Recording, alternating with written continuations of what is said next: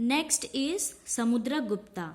Samudragupta ascended the throne after the death of his father Chandragupta I. So Samudragupta ascended the throne of Gupta Empire after the death of his father, who was Chandragupta I. And Chandragupta I is also known as Maharaja Dhiraja. Please remember it. He was one of the greatest ruler in Indian history. So Samudragupta is considered as one of the greatest ruler in the Indian history. The Allahabad pillar inscription by his court poet Harisena provided valuable information about his conquest. So from the Allahabad pillar inscription of the Samudragupta, and it was you can say written by his court poet Harisena, provide us or help us to understand different valuable information about the different territories which he had captured during his rule. Samudragupta is supposed to have defeated 9 kings in the north and 12 kings in the south. So from the Allahabad inscription we come to know that Samudragupta had defeated 9 kings in the north and 12 kings in the south of India. Samudragupta followed a policy of conquest and expansion.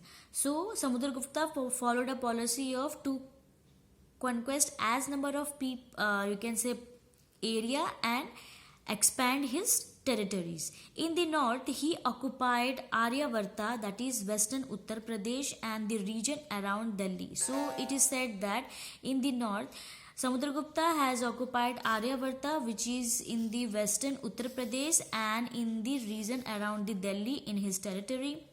These territories were added to his empire and ruled directly by him. So these territories, that means Aryavarta, was added in his empire by conquesting that place and ruled directly by Samudragupta himself. Next, he laid an expedition to the Deccan. He reached as far as south as the Pallavi capital Kanchi in Tamil Nadu. So in the south, after conquering the northern area of India, he conquests to the Deccan place which is present in the south, and he reached as far as the Pallav capital Kanchi, which is present in Tamil Nadu at present. The Pallava king realized he could not face Samudragupta alone. So the Pallava king, he realized that he could not face Samudragupta alone. So he formed a powerful confederacy under powerful confederacy of the king of South India under his leadership. So in order to fight against Samudragupta, the Pallava king, he made a powerful group or confederacy of the different kings which are present in the South India under his leadership. Samudragupta had to face this powerful alliance. So in order to capture the southern part of India or Deccan part of our India, he have to face the powerful alliance which was done by the Pallava king. Samudragupta defeated the confederacy but did not annex these southern territories, as he realized it would not be easy to control such a vast empire in the absence of proper transport and communication facilities. So Samudragupta, though he defeated the Pallava king and his alliance, but he did not capture these southern territories because, according to him, in order to rule this vast empire, he have to make proper transport and communications facilities so that he can directly control these areas. So during that time there was no proper transport and communication facilities, due to which he did not annex these southern territories. The rulers of the South India accepted him as their overlord and paid him tribute. So though he have not annexed these southern territories, due to this, the rulers of the south, they accepted him as their god and paid him tribute. The frontier state of eastern and western India meekly submitted to Samudragupta without a fight, as they feared his power and military excellence. So the different areas of which basically belongs in the eastern and western part of India, they submitted to Samudragupta. Why? Because they did not want to fight against this powerful and strong military which was established by the Samudragupta.